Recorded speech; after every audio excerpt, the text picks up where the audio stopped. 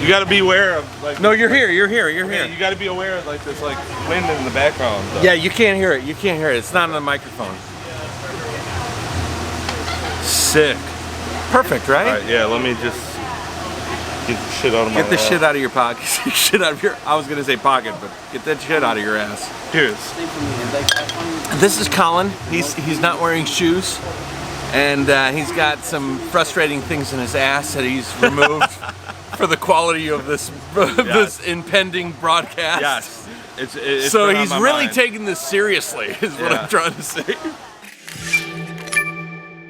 Hey everybody, my name's Matt, and this is a series that is off again, on again, more off again than it's on again, and it's off the cuff this time. It is quite off the cuff because we are drinking how do you pronounce it? Singha. Singha. By the way, best beer in Thailand, without a doubt. I pronounce it Singha, but it's not right apparently. I don't know what's right. I just pronounce it Singha. I just feel like saying Singha, like that. That's cool. We're in Bangkok. I am cycling around the world doing my thing, but as I do my thing, I meet people that are doing their thing, and Collin is doing a very specific type of thing. Yeah, and the thing is, it's not like you just met me doing this thing. Like, we've been talking in the group chat for how many years, right? Like, 3-4 years. Yeah, like at least. So like we've known each other. Like I've watched him. I remember when I first saw you, you had the reef tank stuff and like all that shit. And I remember like, man. So it's not like we just met tonight. It's been a long time coming. We did just meet in person tonight. Cheers to that. But yeah, I should probably drink. But it has been a long time coming. It has been a long time. Tell everybody out there about what you're doing. Your channel. I just go to the markets in Asia. Actually, sorry, you can cut this. I just go to the markets. Why did you want me to cut it? You pretty much said the same thing. I didn't want to keep it just in Asia. Okay. So pretty much I go to the markets pretty much all over the world and just kind of shop. Like I travel to shop. I bargain with people. Be like, hey, how much for this beer? It's not beer, but like, you know, like a shirt, mostly fake stuff. Where it's like, how much for this? And then like, blah, blah, blah. Oh, how about this? My last price is this. I give you this, okay? No. How much you give me your best You just price? went down. Can you give me your best price? Yes, I give you. 200. I say best price. If you keep one price, nobody sell for you for Jordan. Not the lady shoes, not the baby shoes, not the socks. You understand? That is my best. This is Jordan. It's the high tops, not the slipper. Okay, I'm just saying that's my best. Can you give me your best price if you want to buy? If you don't want to buy, I don't want to talk to you. I don't want to buy. I don't want to buy. See, you don't want to buy, you ask me.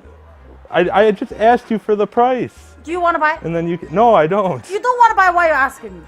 Well, I did want to buy, but now I don't. Because in America, you're from Detroit, I'm from Milwaukee. Like, have you ever bargained in America at all? You just buy what they have. Right. You know. So like the thing that like exploded my mind moving to China was like the price they give you is not the price that they're expecting. Like they're kind of almost expecting you to be like, no, how about this price?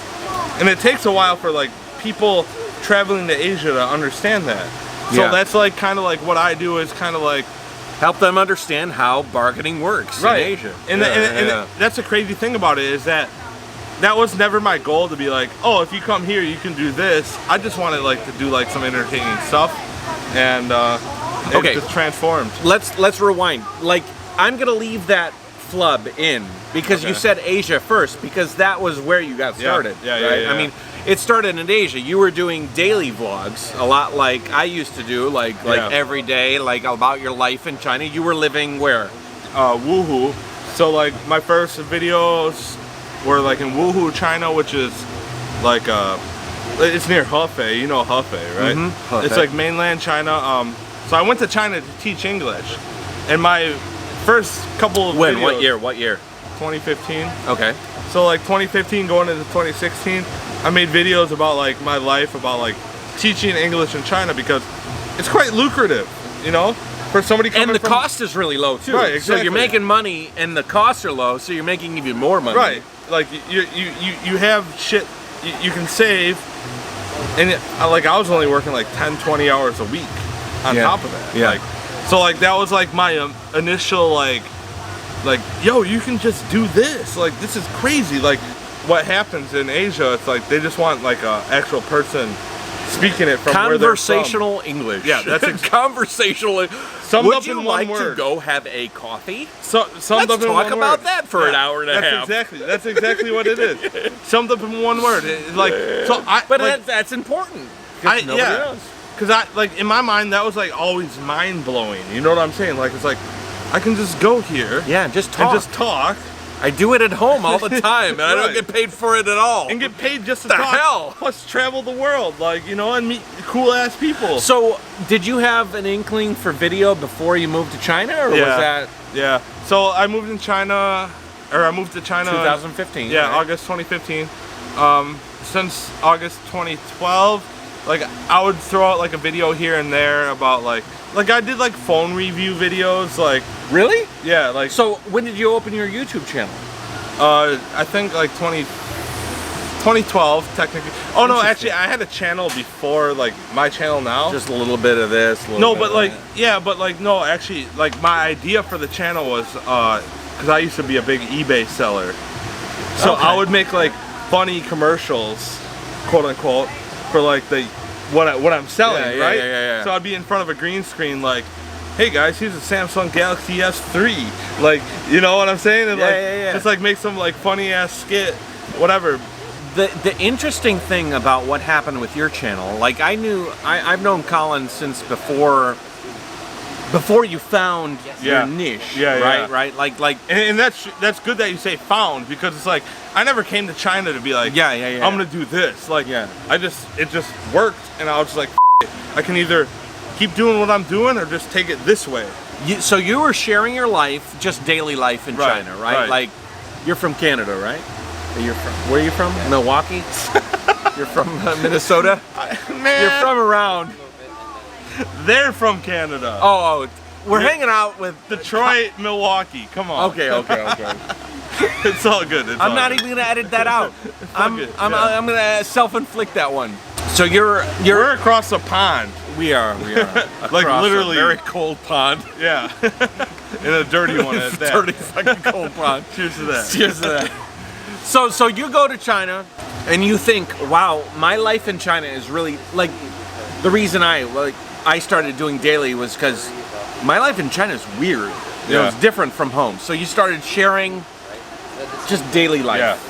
Because we were friends on the local, like the local Chinese vlogger community, and you were doing local stuff. Yeah. But as soon as you took that camera and you strapped it to your chest and walked in, how did that happen? What was that first video that you were like, this is my niche? Well, okay, all right. That's a very good question, actually. Yeah. I remember because I used to do the, you know, like that's part of the reason why I moved to China is because like I knew I liked making videos, right? But for me, it was like I need like an environment. The only reason I did the phone review videos is because like I knew I can do it, and I needed to learn, but I didn't have a passion to do that. You know what I'm saying? So it's like, you know what? If I'm gonna make this work, I'll just get a job in China because I figured that out, whatever.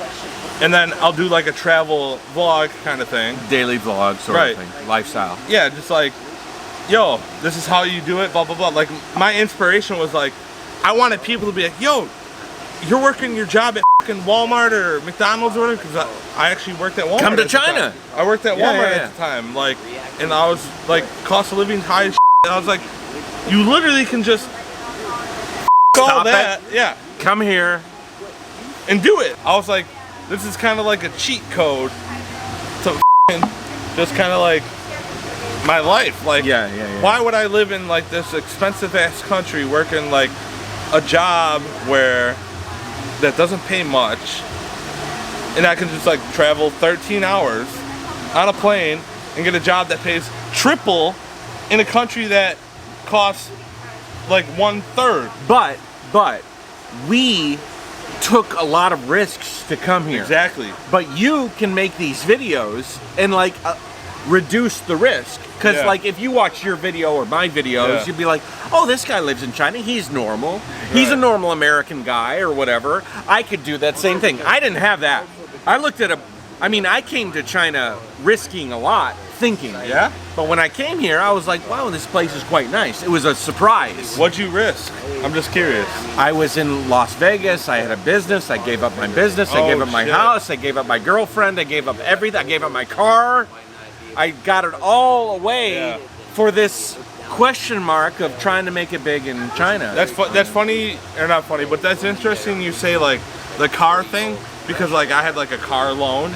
That was literally the only thing tying you. Yeah, that was literally the only thing tying me. I was like, I don't want my credit to go bad or whatever, I don't know. And I was like, you know what? I was like 22, I think, at the time, 24. I was like, this is the time. Like, if I don't do this now. How old are you now? 31. I was like, if I don't do this now, it's never gonna happen, you know? So like my goal was to obviously like live a decent life with money wise, financially in China, working not too many hours, but my main goal was to make YouTube videos, right? So it started with I would show like my class at university, teaching English, whatever. But going back onto, I think you said something like this, like how did you find this? I remember my friend coming back.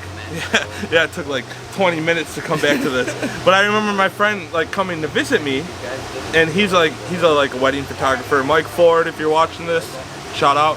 But like I had my camera and he's like, all right, like we went out and partied and shit.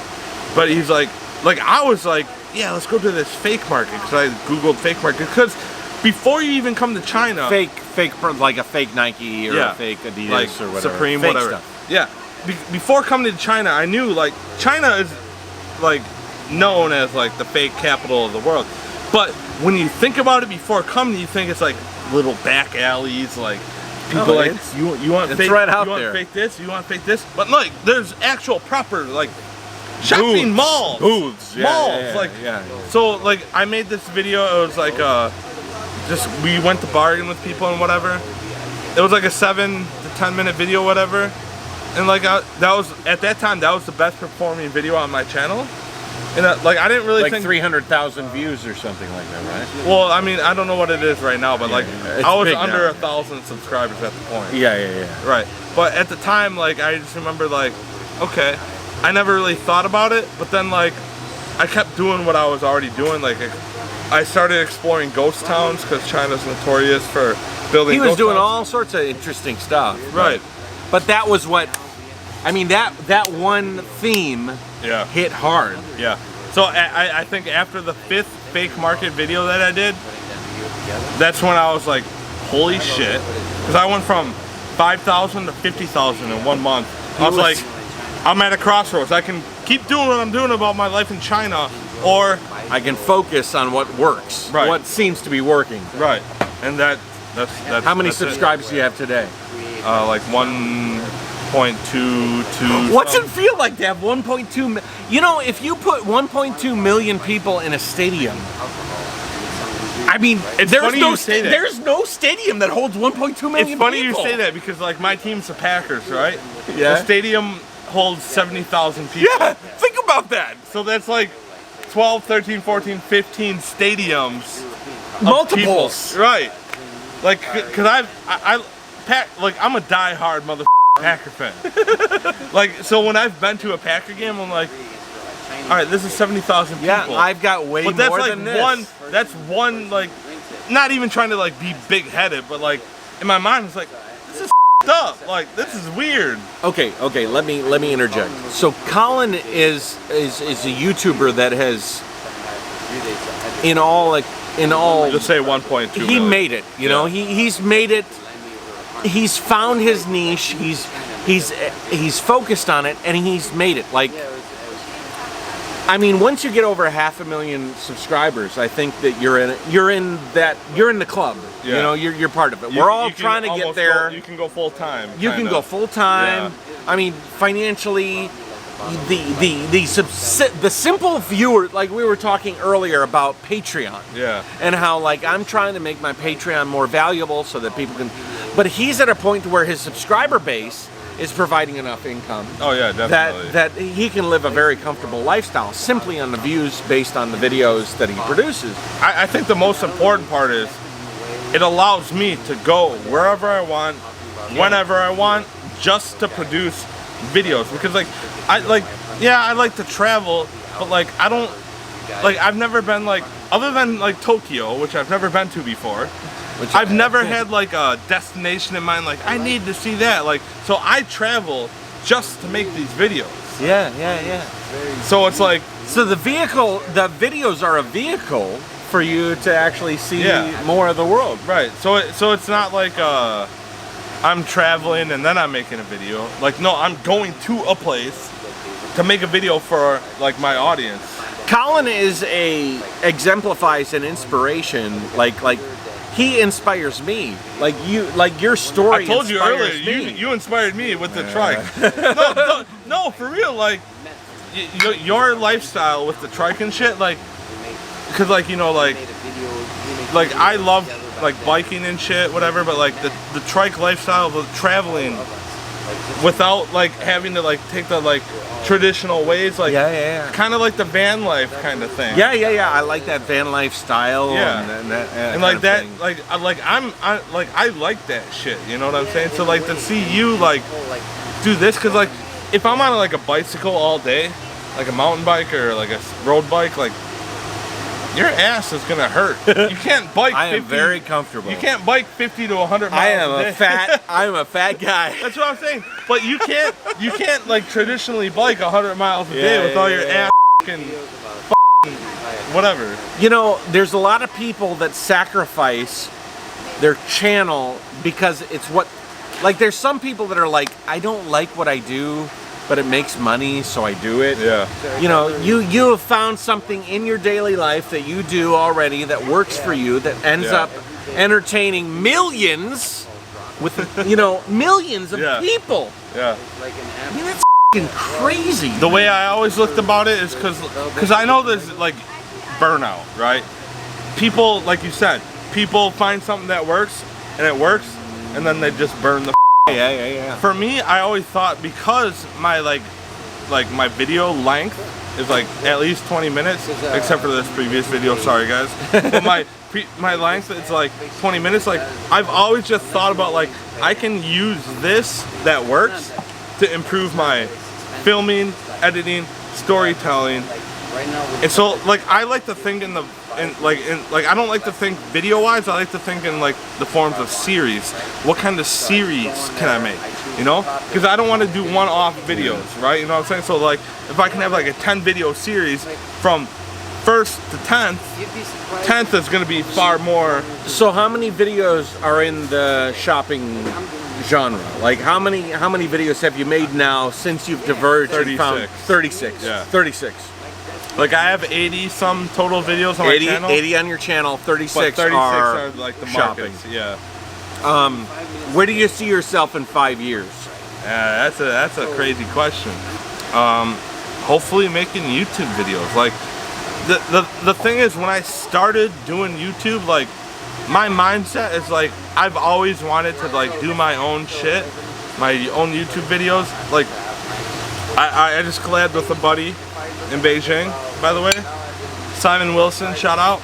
And he had this kind of like same question, he just worded it differently. He's like, for me it's just like longevity. Like I want to be able to keep improving to where I can adapting and growing and like evolving, filming, editing, on camera, storytelling, whatever. Like yeah, maybe it would be cool to like be in like a Netflix film or whatever, but like that's not my goal. My goal is just to grow, because I feel like YouTube is like such a, we're still kind of in the infancy of what like YouTube streaming we're is still learning all about. Yeah. If you were to recommend one video that would exemplify your channel, that would be the most interesting video to watch, what would it be and why? I'm gonna have to say the Beijing fake market spree. It's my most viewed video. At 27, what's your most viewed? 27 million views. but no, 27 million views. But not even because of that. What happened was like you know like how like YouTube and wait, not 2.7, like 27 million views. Yeah. And not, but what I'm saying is like not the fact that it got 27 million views on YouTube, but like you know like how China like separates social media from the rest of the world, right? On Weibo, it got 20 million views in 3 days. What's it now on Weibo? Yeah, I don't know. I just. Do you make? Okay, let me ask you this. You can't make money on. Do you make any money on Taobao, Tudo, Youku, any of that stuff? None of that. No, no money at all. Because I feel like in China, it's just like. You know, you see it with other YouTubers in the group. They steal your shit, and it's like, what are you gonna do? You get raped.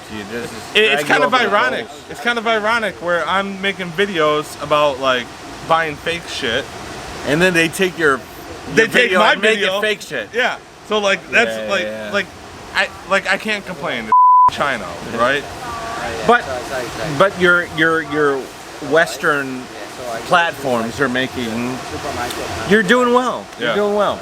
This is one of the most successful vloggers that I know personally, and I appreciate that. And that's awesome, man.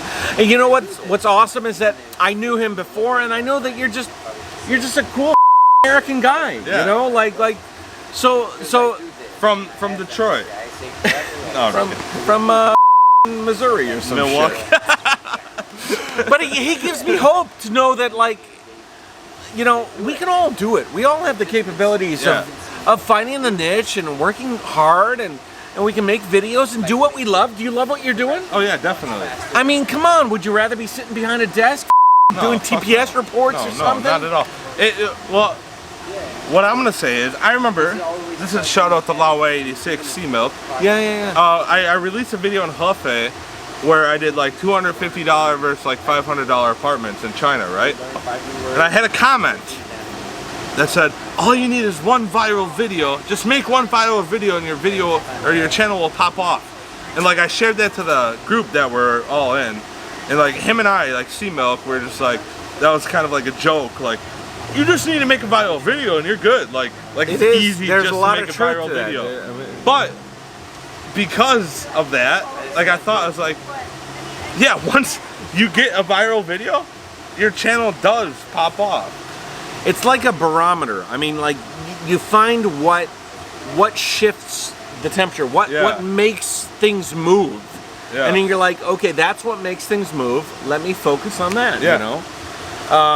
In a lot of ways, I work against that because it'd be very easy for me to do food around the world or all these things, but I like sharing my life around the world. Might not be the most popular all the time. Yeah. But it's what I love. It might be popular in the future. It might be popular one day, and it might knock off, you know? Yeah. But that's why YouTube is so great, because it can cater to so many different types of people doing so many different things. Collin, JaYoe, buddy. JaYoe. JaYoe. Add oil. We have been trying to meet for a very long time. Oil, fuel, whatever. Yeah, it's been like 3 years now? Yeah, a long time. Yeah. I appreciate you, man. I appreciate you too. Let's have a drink. Cheers. We can point the logos out. There we go. Singha, best beer in Thailand. JaYoe, buddy. JaYoe.